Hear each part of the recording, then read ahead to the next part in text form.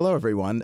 This is Justin Antoni Pillay. I'm the founder and CEO of WireWheel, and welcome back to our multi-part webinar series on privacy that we're hosting jointly with AWS. This webinar series is focused on actually bridging between the technical side of the house, chief technology officers, chief security officers, and then the folks who are handling privacy around an enterprise, which could be chief privacy officers, your legal compliance side of the enterprise, or even operations, which is often jumping in on privacy on a daily basis. In our first part of the series, Trevor Hansen and I from AWS, who I'll introduce in a moment, covered an introduction to the AWS shared responsibility model. And we did an introduction to privacy and the major issues that companies are having to tackle one by one. So if you missed the first part of the series, it's available as well. So please feel free to start there. And today we're going to be covering a number of issues, and we're excited to be joined by Stefan from Blackboard, who's one of our WireWheel customers, who's going to be talking about privacy by design and how they tackled those issues using WireWheel and AWS. So today we're going to start by just picking up where we left off, talking about the shared responsibility model on AWS and how WireWheel fits into that. We're going to give a quick reminder of Privacy 101, where we're bridging again between some of the privacy requirements and covering it in a way that even if you don't have a full-time privacy person in-house, you can start thinking about how to manage a privacy program and what those key elements are. And then we're actually going to go through a case study on exactly how Blackboard is managing privacy by design with WireWheel and AWS. So let me start by introducing my two panelists here. Trevor Hansen from AWS. Why don't we start there? Hi, Justin. Thanks for having me on the show. I'm really glad to be joined with you guys today. I'm excited to have WireWheel and Blackboard in the same room. It's always exciting to be working with a partner to essentially, prepare software that companies can use in their day-to-day applications. And it's really, it's something that we at AWS is, always working backwards from the customer. And I'm excited to have Blackboard actually share that journey and what they've been exposed to, and all the hard work that you guys have put in at WireWheel. And I'm glad to just provide a bit of a recap on the shared responsibility model. Thanks for joining. And if you guys have anything that you would like to cover in follow-up series of this webinar, please feel free to reach out. We'll be glad to provide that in future webinars. Awesome. And Trevor, you're kind of the technical, speaking for myself, you're the technical voice of this series. And for those of the folks who are watching who weren't able to join for the first one, do you mind giving just a moment or two on your background? Yeah, so I've been with AWS for just over 3.5 years now. I originally joined the company working in our premium support, supporting our wide range of APIs for enterprise companies. And I got to experience everything from, the small startups busy looking at using AWS all the way through to the big enterprise companies that were going all in on AWS and going through that, 300 to 5,000 sort of migration of the applications and having to, navigate through that journey of, replatforming the applications, making sure that security was baked in from, the ground up. And I've been exposed to, really interesting case studies. Passionately wanting to work with these companies and actually being part of that journey and, obviously providing education around there, diving in with the architecture and designing for best practices. It drew me towards working as a partner solution architect, specifically working with our software partners and designing, applications that can be used to enhance AWS experiences, to be able to improve that whole digital transformation with DevOps, and obviously security, security software that improves that security for, our customers that are using these applications today. And recently I started working on our startups, so specifically on the hot startup list, working with companies that, really are differentiated in the space. They're really solving problems for, our most demanding customers. And I'm excited to be working with these companies because they're really pushing the boundaries. They're really working closely with us and our service teams to ensure that, they're designing by best practice themselves to give their customers the best experience. And I'm glad to be sharing some of my thoughts with you guys today. Awesome. And now to my other partner here on the webinar today, Stefan Gehring. Stefan's the Global Privacy Officer and Associate General Counsel at Blackboard. So Stefan, do you mind introducing yourself too? Sure. Thanks. And thanks for having me. It's great to have the opportunity to talk a little bit about how we actually at Blackboard implemented privacy by design.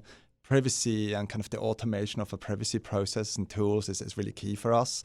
And working with WireWheel and AWS is a fantastic opportunity for us to get to this, and that's what we're going to explain.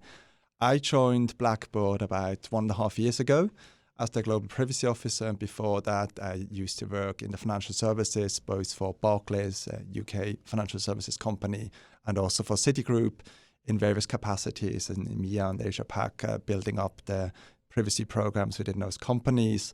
And way back when I was still living in Switzerland, I used to work for one of the data protection authorities there as the Deputy Data Protection Commissioner, making sure that public authorities in that region were up to speed with all the privacy requirements and could help serve the customers and the citizens of that region. One of the things we thought would be helpful for the community that engages here is you are a global chief privacy officer for a SaaS company. And so you're in the position of seeing what is a very typical challenge. You need releases and new features on a regular basis, a changing environment, a changing regulatory environment, and you want to be enabling your company to move faster. And that's one of the things that's been exciting about the way we're working is we're thinking about the privacy journey from the DevOps side all the way through product releases and then how you actually think about privacy as a feature. So I'm excited to talk to you about that today. Same here. Yeah. And from my perspective, I'm the founder and CEO of WireWheel. WireWheel is an advanced technology partner on AWS, and we're also available in the marketplace. We've been very excited with the partnership we've had with AWS and with Blackboard over these last few years. And having Blackboard as a customer has really helped us think about how to attack some of the problems that we see for a wide group of companies, especially SaaS vendors in the area. So with that, why don't we jump in, Trevor, and just pick off where we left off. What do you say? Excellent. Thanks, Justin. So for those that are joining, just to provide some clarity, so when you talk about the APN, the AWS Partner Network, this is AWS's efforts to have a very close relationship with our software companies, that other customers that are using AWS can leverage this software to achieve certain things. And part of this journey, we really focus on that first technical enablement side. And this is where we work really closely with those companies to ensure that they're developing applications based on best practices. They're keeping their customers' data secure and safe, and just making it really easily accessible for companies, to be able to use the software from day one in the applications. So working with WireWheel, in order to get to advanced here, they would have to have gone through multiple different phases of assessments and architecture reviews, and working with software solution architects that look at their stack end-to-end to ensure that they're doing the right thing. And this is something that we, ensure that is in best place before we actually start working on that go-to-market and activities. We actually start working on educational content, highlighting case studies about customers that are using the software in a day-to-day. So I've been working with WireWheel. I've seen that journey from the beginning when I got engaged with them, and it's really been a pleasure to be working with Justin and their team. They're really passionate about this topic. They've done a phenomenal job getting to this point. And as I mentioned, I'm glad to have Blackboard here to just speak to that as well. As we covered in the previous webinar, we dived really deep into the shared responsibility model. And we created this from the beginning when we started making our first services available. Our service teams really worked at clearly indicating what AWS owns, what are we responsible for, and what our customers are responsible when using those services. And this is really a relationship between what AWS is going to be doing to ensure that you as a customer is safe using these APIs, where it be running workloads on AWS, if it's using, partner solutions, etc. These there's a clear line between, what data does AWS access have to? Are we able actually to do anything to those resources? And from the beginning, we determined that, AWS should not have access to any customer data. We made it very clear that, as a company that's using AWS, you choose to say, I want these services running, and you choose to what to do to ensure that that data is secure, that those workloads are running, etc. And Trevor, if you don't mind, I think this is a good bridge for where Stefan and I come in. So both Blackboard and WireWheel are using AWS to deploy our applications. And I don't know about you, Stefan, but I get questions all the time that are focused on, well, if I put my data into WireWheel, as a user, or if we're using Blackboard to manage our educational technology needs, what do you have access to? What does AWS has access to? Do you get that question, Stefan? Yeah, Justin, that's a really good question that we get really a lot, particularly from our customers in Europe. There's obviously a lot of concern just because of the connotation of a US cloud company. I think that's still a bit of a negative reputation with lots of our customers. And we always try to explain to them how much safer it is actually to get and move to the cloud. Because with us working with AWS, we can leverage their security infrastructure, the scale and the scope and the expertise that AWS has. We could never reach that, and companies like our size, we can't get to that level. So by kind of outsourcing that and kind of leveraging and partnering with AWS, we get a much more secure infrastructure where we know that data is safe, where we know that if there's ever kind of an instance of any issues that's kind of replicated instantly across regions, we don't have to worry about it all. We can update our software instantly without any issues. Compare that to kind of our previous, which is still running kind of managed hosting situation, that makes it much easier for our clients and it makes it much easier for us. And we have a lot of clients that just feel that just by having their server in their basement and seeing their server, it feels like more secure. But with all the issues of making sure that all the patches are updated regularly and making sure that it's secure, you as a company or as kind of a university as a client, it's a lot of work. You need to have the right experts, and it becomes more difficult and more difficult as the security kind of threats evolve. And it's very hard to keep up to that. So be able to kind of say, you know what, client, you don't have to worry about that. And we as Blackboard didn't need to worry about as much. We can help our clients by leveraging AWS and getting to a really high security level. That's a tremendous advantage for us and for our clients. And that's the point we're trying to constantly make. So, AWS covers, we cover a wide range of APIs, and these are the services that are, from big data to, the plain old EC2 to services like S3 where you can actually store static files. We provide a wide range of database services, and you'll see that, there is a couple of different services where we actually start also, taking a bit more responsibility on our side, allowing you as a company to move a bit faster. And this is something like, for example, you may have heard this, the concept of containerization or serverless, something like Lambda. These are also, we may take a bit of responsibility on our side. We don't have to deal with the compute anymore.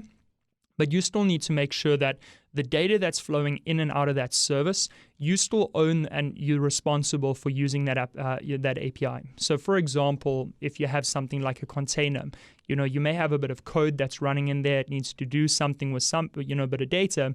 As a company, you need to make sure that you're using this in the correct way, that, you have that data encrypted in transit, you're encrypting it at rest, and that, you're using these things based on the best practices. I'm going to hand over to Justin so he can dive into a bit more on the WireWheel side. So thanks a lot. Trevor, that was great. WireWheel can help as part of the shared responsibility model to be at least alerting your privacy team, hey, this is something that might matter to you, that enables the use of some of these technologies that are present on AWS. So we think of ourselves as a part and partner of the shared responsibility model, helping more automate privacy compliance as you use AWS services. And we're excited to be doing that. Yeah. And this is what I absolutely love about WireWheel. You guys, you've designed it to really dive deep into these services to collect the right data and show this up to the right people in the right format at real time, which is fascinating. I appreciate that. And that's, again, part of how we're thinking about it from a shared model. So, Stefan, I think it's pivoting to you and I on Privacy 101 and how we think about actually implementing a privacy program. And so, just by way of quick introduction, we're seeing companies that really care about privacy because it's a strategic issue. Our companies and the companies that are our customers care about it because it's a strategic issue, but also because they need to build trust with their customers. It's critical to sell your product. And so while almost every company thinks about regulatory risk, hey, I might face a fine. To be honest, when I'm thinking about it, running a company, and I suspect it's true for Blackboard and others, we think about what do our customers need. There was a survey that came out last year from Cisco where they surveyed 6,500 companies. 65% of those companies reported delays in closing deals because of privacy-related concerns, and that really would matter to me. And I suspect you see that too from your side. Yeah, absolutely. I think if you think about privacy, we absolutely see it the same way as you explained. I mean, privacy is not just a regulatory issue; it's a client issue. And what we have seen, both kind of at Blackboard, also previous companies, I think a lot of the privacy standards are now driven by other businesses, by your clients, rather than by the regulators necessarily, which I think is a good thing. And clients, as part of that, are very, very interested in kind of getting visibility. Where's my data stored? Who has access to my data? And getting that visibility, not just as one-off, but kind of an ongoing process, is kind of why we chose to kind of work with Justin from WireWheel, because that's exactly what we need to have, this kind of ongoing and automated visibility. Where's the data, where it's being accessed from? And it helps us, as to your point, in terms of the sales cycle. I mean, we have so many requests for proposal with kind of very detailed due diligence questionnaire. And there's always a question around where you're hosting data, who has access to it, give me a list of countries where it is. And being able to kind of do that on an automated level will just kind of reduce that time. And for every kind of renewal of contracts, for any kind of client questions, where we can start doing that in a much more automated manner, it's going to reduce kind of our internal emailing around and using spreadsheets and thousands of people on a distribution list to kind of find things out. All that is going to start going away with kind of the help of WireWheel, and do that on a much more automated basis. The data science side of the house is another thing we've really been thinking about, where if you think about data privacy compliance as just a compliance exercise and not as an enabling exercise to be able to responsibly use that data better, I think you're cutting off, part of the value of it. And so I think that's another place where, Blackboard really enables your customers to think about responsible use of that information to advance the customer's needs. And I think that's another thing that we're excited about over time. Yeah, no, absolutely. I think, I mean, our client base, a lot of our clients, particularly kind of in Europe and Asia Pac, are higher educations, universities. And of course, they have a lot of information about the students as part of their learning management systems. They have grades in their assessments. And while some people may not consider as sensitive as kind of health data and financial services data, these universities care a lot about that data, and their students care a lot about that data. So for us to be able to give that visibility and gain that trust of our clients, and then in turn the clients can go to the students and explain how everything works and gain that trust, I think is critically important, because we see study after study that the trust in companies, particularly kind of technology companies, is really eroding, and kind of maintaining or building up that trust again through visibility is really, really important for us. Yeah, totally agree with that. All right, so we covered this in the last webinar. So obviously, please feel free to watch that. And we gave an overview about how this is moving. And the last part of this slide talks about the California Consumer Privacy Act. This has significant actual regulatory consequences for customers. It's going to affect next year, but it has a 1-year look-back period. So we might already be in the look-back period right now. And there are probably 4 or 5 other state laws that are following right behind. And I would not be surprised if a couple of them passed this year. So, sorry, Justin, just to jump in very quickly. Yeah. I think that if you see that kind of with CCPA, and we see kind of similar kind of state law being kind of being drafted, and now obviously also the federal efforts around creating a federal consumer privacy law in the US, But it's also around the globe. I think kind of GDPR, the kind of that nice mechanism of adequacy that the EU has introduced to kind of push countries to go to a similar kind of level, really kind of shows kind of certain countries already kind of looking into their laws again, saying, oh gosh, now we have GDPR. Is that now the global standard? Do we need to look at our data protection laws? And we see Brazil has just come out with kind of a very kind of stringent data protection law that's quite close to GDPR. So we kind of see that in South America, we see that in Asia Pac, countries looking at the laws again. And so I think we're going to move to a level where we have these laws that are close to kind of the CCPA, GDPR level, which have extensive rights for individuals, stringent requirements on companies in terms of accountability and kind of demonstrating their compliance and being able to kind of demonstrate that to their regulators and the clients. So I think for any kind of company that operates globally, kind of all these things we're talking about around kind of data mapping, visibility, client trust, it's not just kind of a GDPR EU issue. It's not just kind of a California issue. It really is a global issue that you need to think about. And the big picture for us, to focus on this next step is how these programs and what a company needs to do when you're thinking about getting started on privacy. And these are the three elements that we have highlighted that we're going to be much more specific about momentarily. Step one is, how do you run a privacy program? On WireWheel, we have the concept of privacy program in a box, where we give basic guidance on how to get started. What are you looking for? Here are the documents you need to produce, which we actually have captured. Things like privacy by design checklists, where you can enable your DevOps team to do it, and then a really powerful platform to manage a privacy program. And this is a completely SaaS product. The second thing we've highlighted is to enable CTOs and CISOs to empower the rest of their team to tackle privacy. And then to take it from, okay, now I have my privacy program stood up. We've empowered the team to comply. There are a lot of business problems that we're seeing come up that are not necessarily compliance driven. Have you seen that as well, Stefan? Yeah, absolutely. I mean, we have lots of kind of clients that have kind of standards or requirements that go beyond what's legally required, and obviously we're trying to kind of accommodate them as much as possible and go much beyond what's kind of legally required. I mean, one thing is kind of the point of regional hosting. I mean, that's why AWS is a great partner, because our clients are keen to have their data regionally hosted, even though it may not be a specific legal requirement in a country. I think clients just feel more comfortable by knowing that their data is hosted in a region. And the same with kind of our data transfer approach, where we're kind of using redundant mechanisms, even if you could just have Privacy Shield, but we're going beyond that to kind of evidence to our clients how important this is for us. Yeah. I think I would like to add one thing there is, as you mentioned, there's some companies that are a lot more demanding even than currently requirements or certifications at the moment. What's really powerful is, companies like WireWheel and, like AWS, we working with those most demanding customers, and we're baking in that, those requirements into our applications so that you as a customer from day one can leverage on your applications today. WireWheel obviously working with their most demanding customers to make their application as feature-rich as possible to ensure that those companies are meeting their requirements.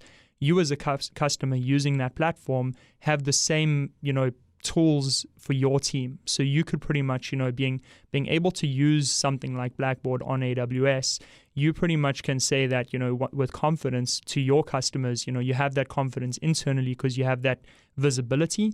And also you can provide the necessary information and confidence to your customers because they know that you're doing things based on best practices for the most demanding companies in the industry.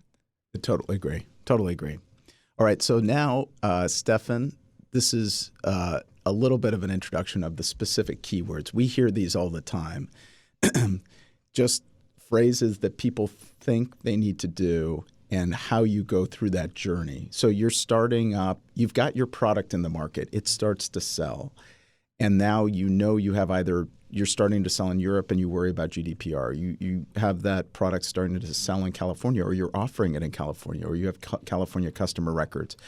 What do you do? And these are the phrases that come up and how you stand up a privacy program. So taking the slide as a jumping off point, Stefan, do you mind walking through the journey of how you get started and what these phrases actually mean? Yeah, sure. And feel free to jump in as well. I think the most important thing here is around why do you need to do this at all? And I think that's where we see with GDPR, but also with CCPA and other laws, is that there's a heavy focus on accountability of companies. So it's not just about just complying with the law.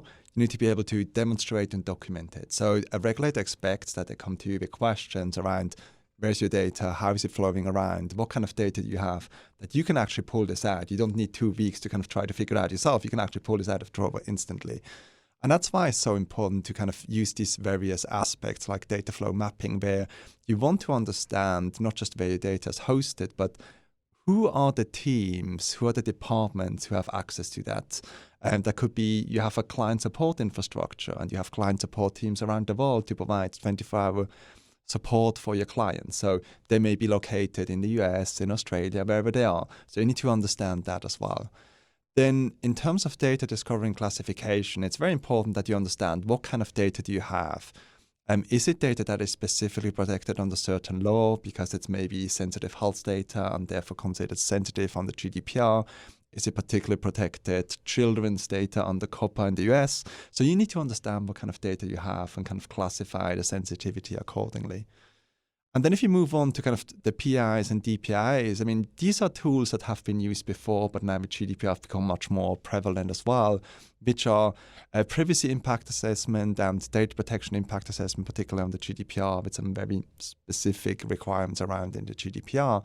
But it basically means that if you develop a new product, if you set up a new process, if you create a kind of new marketing approach, you want to make sure that you understand what's the impact on the privacy of the individuals whose data you're collecting.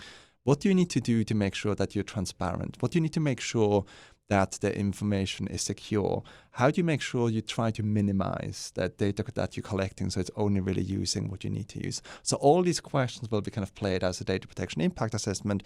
And the idea is that at the end, you have a document that, again, you can show to your regulator, you can potentially show to your clients, kind of evidence that you have thought about all these questions and how you are privacy compliant. The more complex your organization is and products you use, even if you're in the cloud, if you have several products, then obviously things get a bit more complicated. And trying to kind of track that manually, we kind of just keeping in touch with all the teams is very, very difficult. So that's kind of why we decided to go for WireWheel, so we can kind of automate all around and get alerts and kind of get the visibility that we need. I think in today's world, to kind of try to do that kind of on a manual basis is almost impossible. That data inventory is kind of where you kind of try to kind of bring everything together in terms of kind of the data flows, the classifications, making sure you have kind of a central repository where all that data is being held, where you can get that visibility for yourself, for your regulators, for your clients.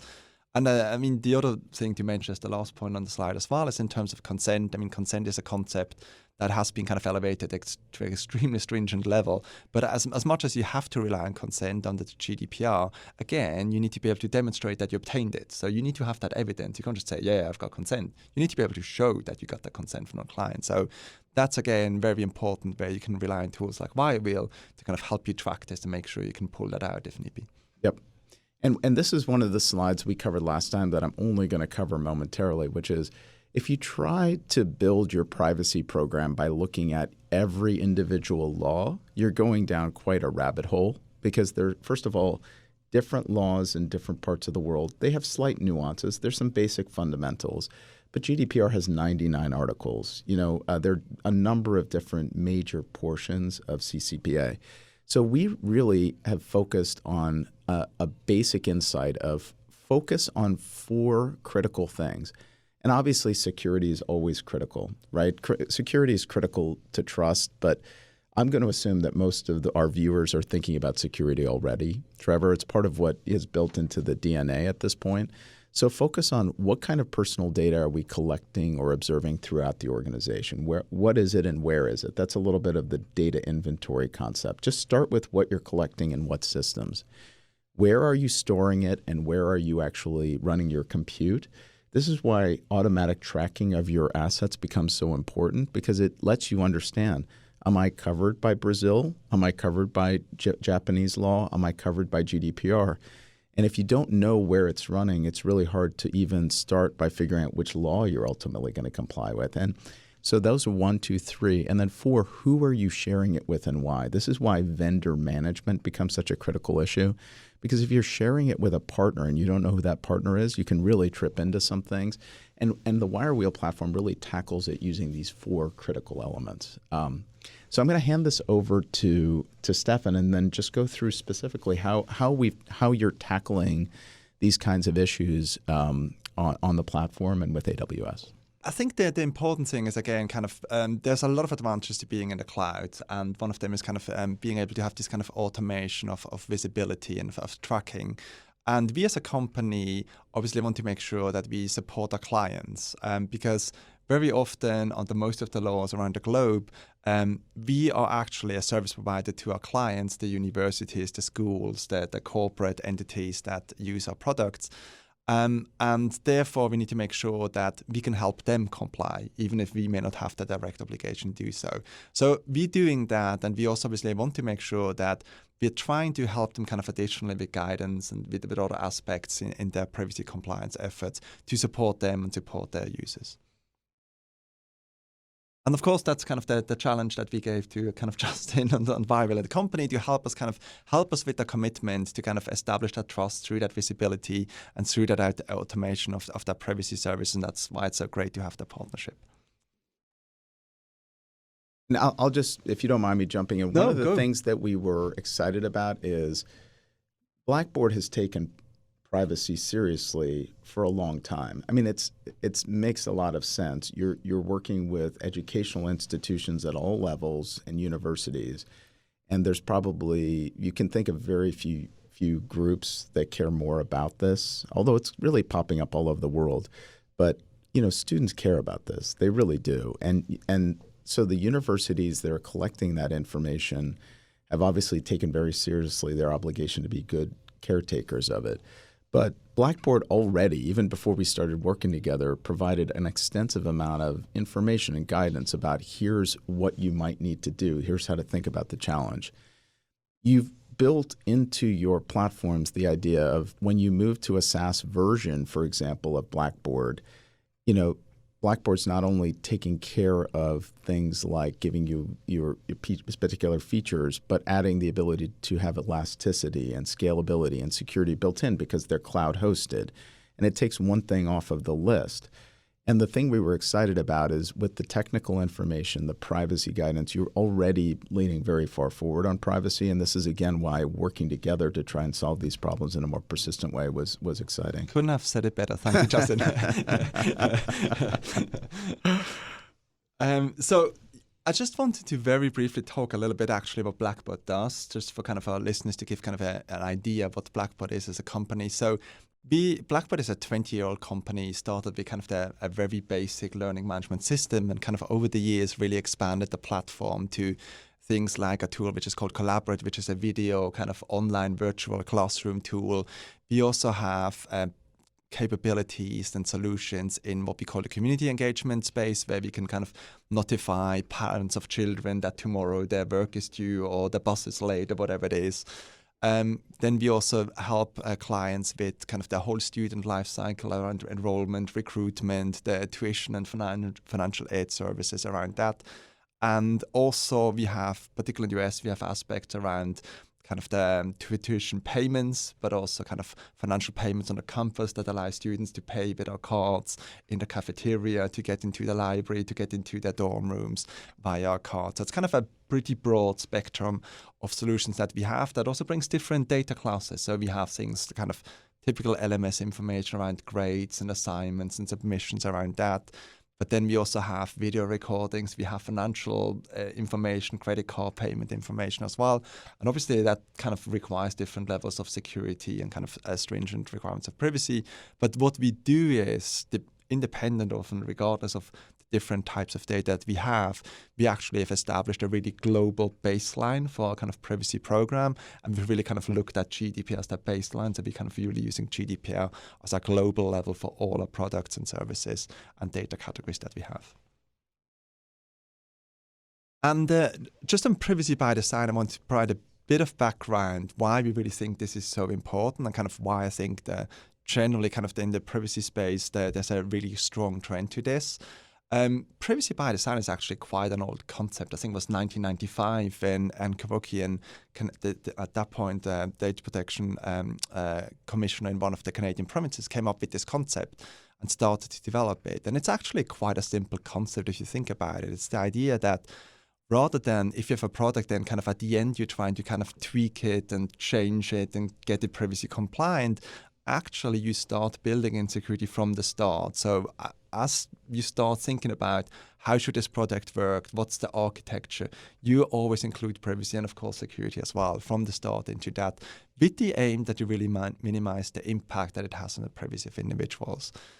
And GDPR specifically kind of outlines a few things that you should think about. One's the kind of the aspect of data minimization that I mentioned, but also, do you really just need personal data, or can you actually pseudonymize it, strip out some of the direct identifiers? Can you actually fully anonymize the data? If you can do, fantastic. And then obviously also make sure that you can provide the individuals with control as much as possible. So give them transparency, explain to them how you use the information and how they can get access, how they can delete the information where possible. And not just that, but also make sure that when you have opportunities for users to have different settings for their profile in a specific product that you have, like an LMS, try to give them privacy-friendly standard settings. So you don't share with everyone from the start, but maybe only share with your class or with your specific department, and then they can open up if they want to. I mean, if you don't have the right tools in place, you're lucky if you actually caught something that made it through to production that could make customers' data vulnerable in the first place. The real pain is when you're sitting there and you wake up in the morning and you see your company's name on the news saying that, data's been breached, like that's the last thing that you ever want to see. And having the right tool in place to make sure that it's not just a gatekeeper, but it's something that from the beginning picks up issues before even you get past the testing environments, that is essential. It won't actually even slow down your deployments. If you bake this in end-to-end in your application lifecycle, it can actually speed you up and, as I said, boost that confidence for you to be able to go find those customers and earn their trust.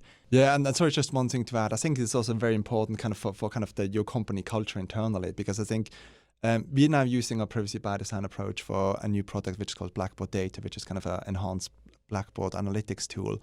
And we're working with them on a daily basis, probably too much for their liking, but on a daily basis, because it's really important that you kind of start working with them so they can explain kind of their idea, their architecture to you, and you can kind of say, okay, this is what we need to meet. So they understand from the start, okay, what will be the expectations? What do we need to build in?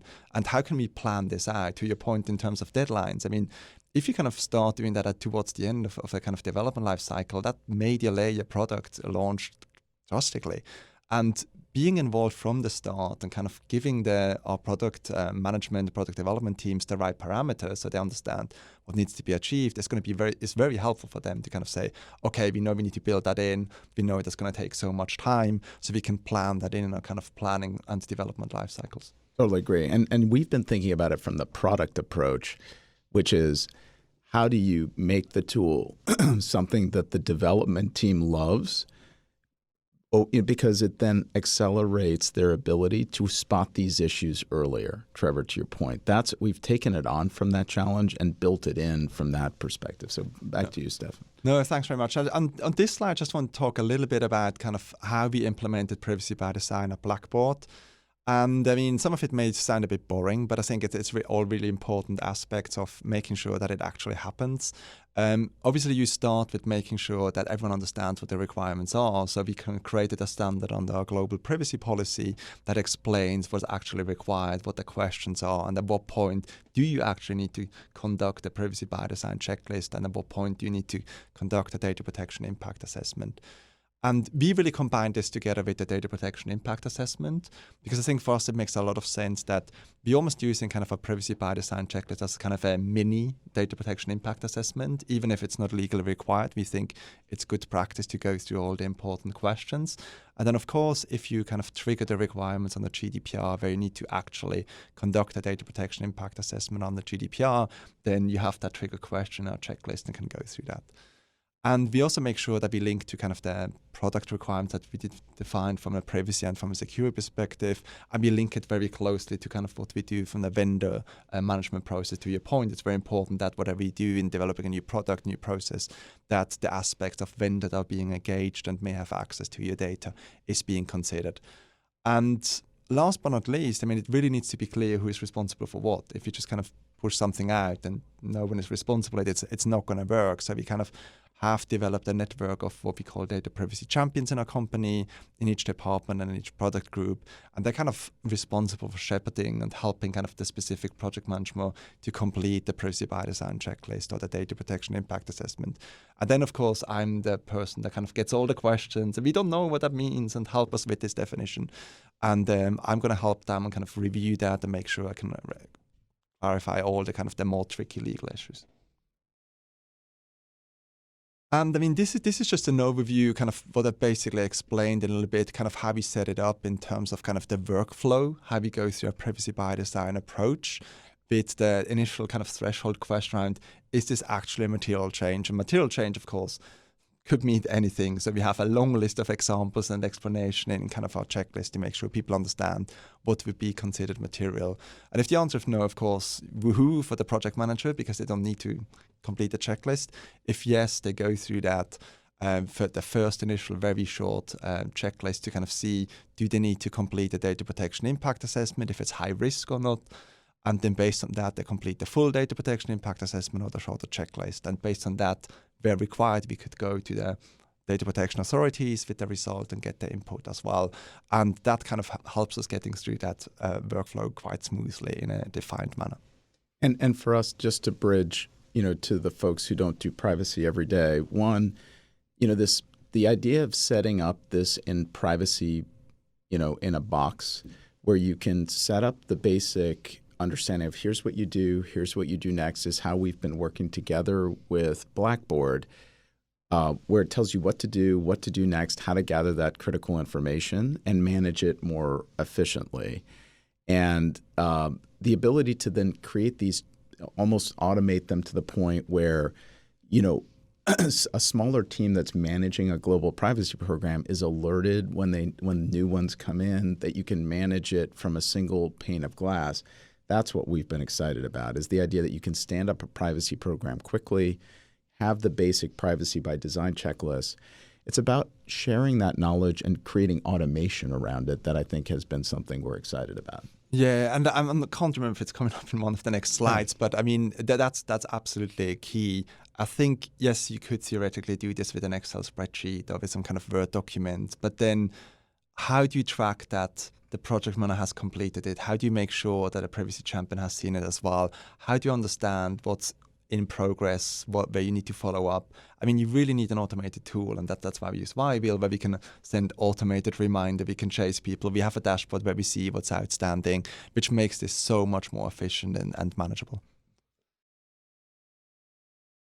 So yeah, just wanted to kind of highlight three things that I think are really important for a privacy by design concept work into a company like us. I mean, the first thing, and it sounds very obvious, is make it known. So you really need to make sure that people know that there is a privacy by design checklist and they need to complete it. And one is training and awareness. You can do that. But I think equally important is that actually you get senior management support and really kind of the tone from the top of your company that they know this is a requirement. They can instruct their employees so that if an employee comes out, I have this privacy by design checklist, do you ever need to do this? And they say, yes, you do. So I think that's really important. And then the second aspect is really kind of to make sure that it actually happens, that people complete the checklist. And that is really tricky. And I would lie if it works perfectly in our company. And I think in no company it works perfectly. But there's quite a few things you can do to kind of help making sure that people really complete and follow the process. I mean, the most important thing is kind of show folks the benefit. And I think how I explain to our team is that, yes, you may have to complete that questionnaire, but before you basically did the same, you just did it through kind of email exchange back and forth 20 times. And now you have all the questions in one place. You completed it, I review it. And if I have any questions actually with WireWheel, I can just put in a comment online and you get the notification. You can respond to that. So it's all much more efficient and manageable also for those that actually need to complete the checklist. And then the other thing that what we did is that we kind of created so-called toll gates in other processes. So we're leveraging other processes that we have in the company, just like, for example, we have a CIO council that approves new technology projects or new kind of application that we use enterprise-wide. And one of the requirements for each of those reviews is that you need to complete the privacy by design checklist. Otherwise, you're just not going to get to that approval. And similar in a procurement process, we have kind of a one stop in that process that unless you have completed your privacy by design checklist, you're just not going to get to the end. So that helps you make sure that actually privacy by design checklists are being completed. And we use other teams as kind of enforcers, kind of helping us making sure that people are aware of this and really complete it.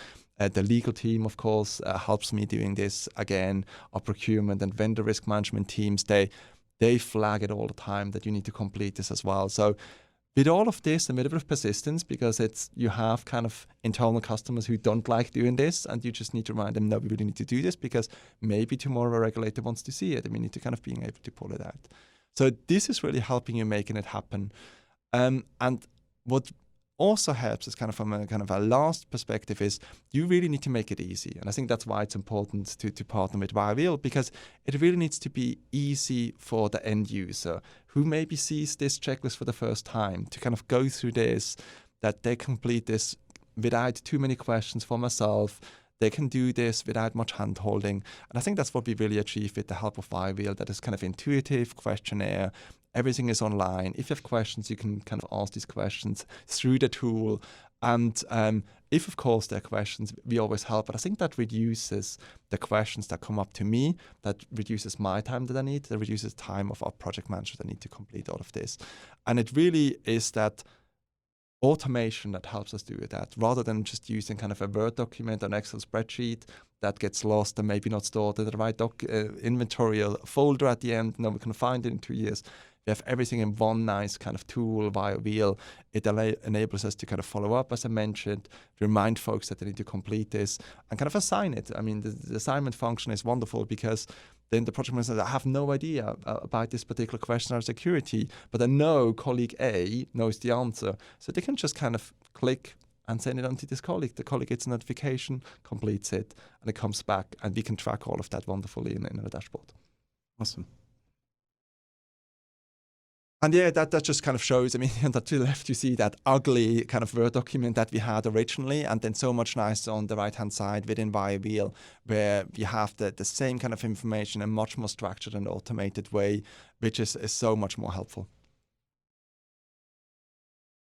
And I think that the beauty of this is that it's we have these various pieces that we use WireWheel for. So one is kind of the data mapping, data kind of flow automation that gets us all the information around where's data hosted, who has access to it. Then we have the privacy by design checklist and the data protection impact assessment, which are kind of the assessments of a very specific product or process or kind of aspects of a business process that we're looking at. And then we have the vendor questionnaires where we ask the vendors all the important privacy and security due diligence questionnaire. And it all comes together in one place, which is fantastic. And I think kind of, and this is, I mean, admittedly also kind of a forward looking into the future, not happening already right now, unfortunately, but will very soon, is that this really allows us to kind of make sure that we have that Article 30 record of processing that you need to have on the GDPR, very detailed, how you use personal information, and which is updated all the time. It's not just a point of time from 2 years ago. It's updated all the time with all that information that comes together in one place. We can also know when we need to update our privacy statement because we see, oh, there's a new privacy impact assessment. We're doing something new. Oh, we need to update our privacy statement. We can see that again from kind of the central repository that is WireWheel. And what we're doing, and kind of Justin talked a little bit about this, is that we're now going to start with WireWheel, which is really exciting, is kind of getting that visibility of where the data flows and where it's hosted as kind of an internal window initially, where kind of we can give that to our sales folks and other folks that need to kind of answer all their requests for proposal and due diligence questionnaire. But then also ultimately giving that visibility directly to client, where they have a portal where they can go. And rather than having to send us an email, where's my data, who has access to it, they can actually go to a place where they can see that in live and kind of real-time information about where's my data hosted, who has access to it, etc. And I think that's enormously powerful to kind of create that trust with the client and give them that visibility, and also to cut down on all the inefficiencies that is created by getting that email through sales send it to someone else, it comes to me, I go ask other people. So all that is cut down to one wonderful kind of login portal. And I think that's a fascinating prospect to have, both from a client perspective, but also kind of from an internal efficiency perspective. Yeah, and Stefan, I think what we are seeing is, if you even see how CEOs in public companies are being asked about in their analyst calls, privacy and security on a regular basis, you see how much CTOs and CISOs are going to be elevated in their companies. And the idea that group is going to start really accelerating the business problems, and you've tackled them in a really interesting way. The idea of creating sales enablement sites that actually just answer the major questions around privacy is important, because it enables your company to sell faster, and it's being driven out of the privacy and security offices. That's exciting to us. We have another customer that's building HR information sites. So when you're hiring employees in Europe, that you could have a nice, easy place for those employees to say, here's what we're collecting about you. Here are the systems we use. And you're being really transparent with your own employees. That excites me, right? Because you're building trust with critical parts of your business. Like, we want to be really transparent with our employees about, here's what we're collecting about you. Here are the systems and why we're doing it. And we're not doing anything like selling your data or using it other than those critical functions. And then, over time, one of the special things about building an application on AWS is that not only where your data is as a SaaS provider, where your customers' data is being stored, right? Where it's being deployed. This is the regional control that as somebody using AWS, well, I want to enable my customers who are building on AWS and using WireWheel to be able to show their customers that information faster and show that there's privacy featured in their service as a result. So there's a real exciting way you can go over time with this to build trust for our customers, which I think is exciting. And Trevor, I assume from your perspective, you're seeing security come up every day as one of the things you talk about. And I suspect privacy is going to be one of those things you see more often from the solutions architect side. Yeah, I think the interesting thing is, that whole concept of, you want to buy that fancy car, all of a sudden you're going to start hearing about this fancy car and see that fancy car everywhere you go. As soon as you open your eyes up to this new realm of, making sure that you're keeping data safe for your customers, you quickly realize, how many gaps they're currently in just understanding.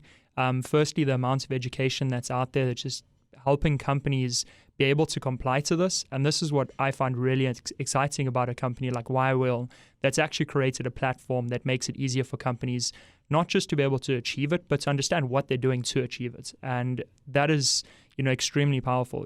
If you don't have something like that in place, you're essentially just going in the dark. You're going blind into this. And, security has been our sort of what we call job zero from day one.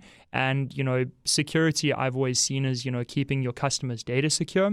But when you open up the concept of privacy, there's a whole bunch of additional questions that were never included in that discussion that is, a fundamental part of that whole process. So absolutely. Yeah, so this last slide is kind of, because in a lot of small companies, people like myself, they may be the only data protection person. They may even be kind of half time, or even a kind of a small percentage of the time is dedicated to data protection. And then very often it's kind of hard to kind of make that step into automation. And I wanted to use this slide to kind of explain a little bit kind of what my thinking was, why it's actually absolutely worthwhile. Because, the first thing, of course, it needs you to invest some time up front to kind of obviously engage with a vendor, to make sure that you kind of create the necessary linkages in kind of from a cloud perspective.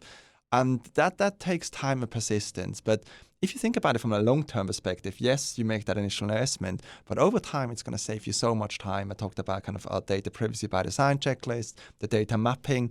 If you try to do that manually, it's becoming more and more complicated. The more tools you use, the more enterprise software you use. So I think that's an investment that's absolutely worthwhile.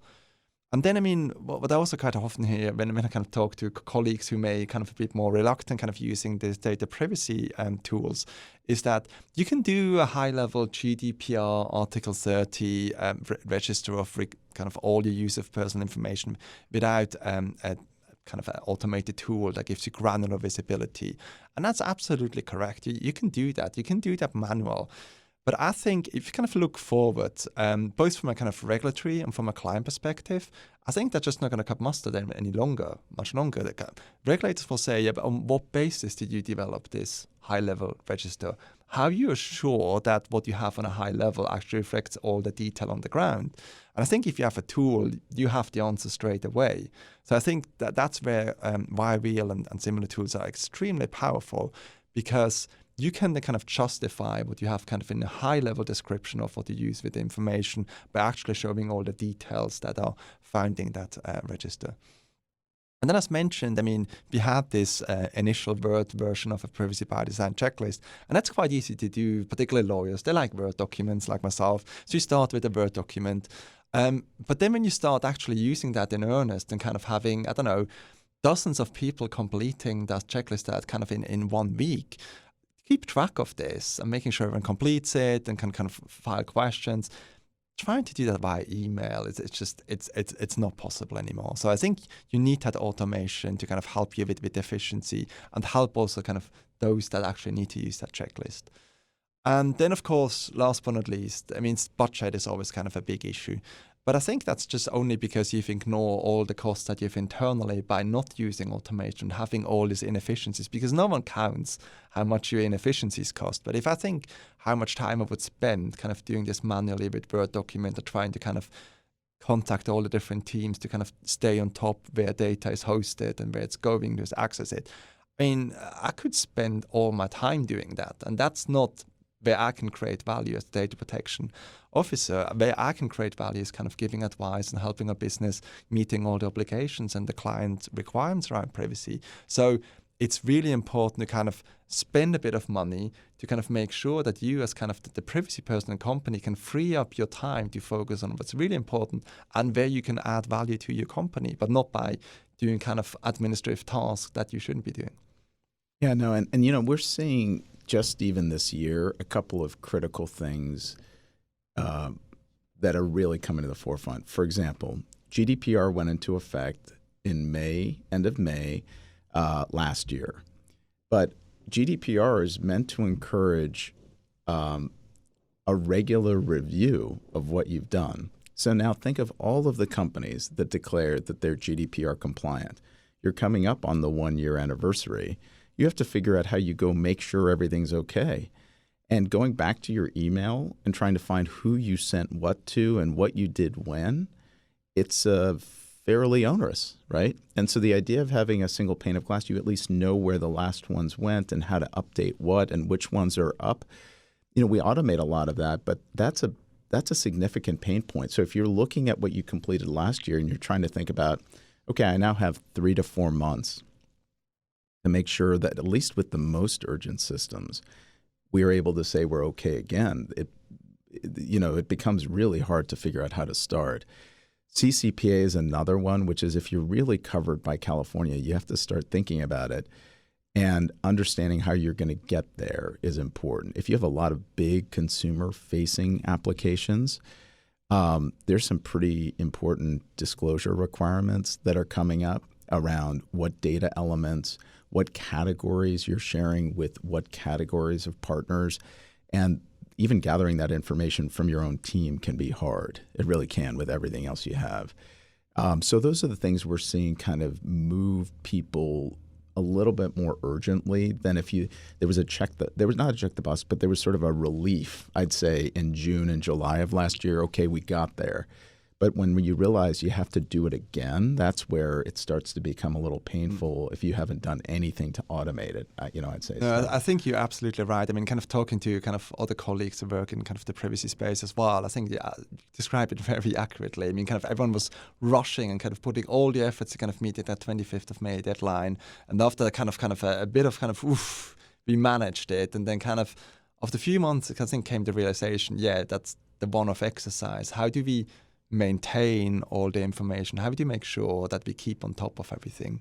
And again, I mean, yes, you can do that manually, but I think we're going to see more and more companies moving to automated solution because it's just the only way it's going to work, as we've seen in other areas like information security, where we have really established vendors and systems that almost every company is using. And I think privacy is going to go exactly the same way. Yeah, I want to touch just on automation for a second. Automation is something I live and breathe, the DevOps model. If it's going to do something important, can we automate it? And this, challenge, the two things it solves immediately is, we see if there's anything you're doing in a manual task, you have to scale with human resources, right? Like you have to, spend more time as paying people to do that job. That immediately introduces inconsistency, and automation immediately puts consistency in place. It's going to be the same process. You can continuously improving. And I also think, if you don't have automation in place, you're immediately limiting the ability to scale. That's something that I've seen companies that, startup companies that have 4 or 5 developers, but they're able to serve millions of customers just because they've baked automation so that every customer experiences the same consistent experience. That's something that, you want every customer to experience the same thing. How can you, if you're communicating via email about, are we meeting compliance, or, you're following certain privacy situations, how can you provide confidence to all your customers that they're experiencing the exact same experience on the same platform? Automation solves that problem. So we've covered a lot today, and I suspect we've come up close to our time, but first of all, thank you both. Stefan, I really appreciate you joining us here and representing Blackboard, and we're very proud of that partnership. Trevor, really enjoyed it again. I'm looking forward to the next session here in the next couple months.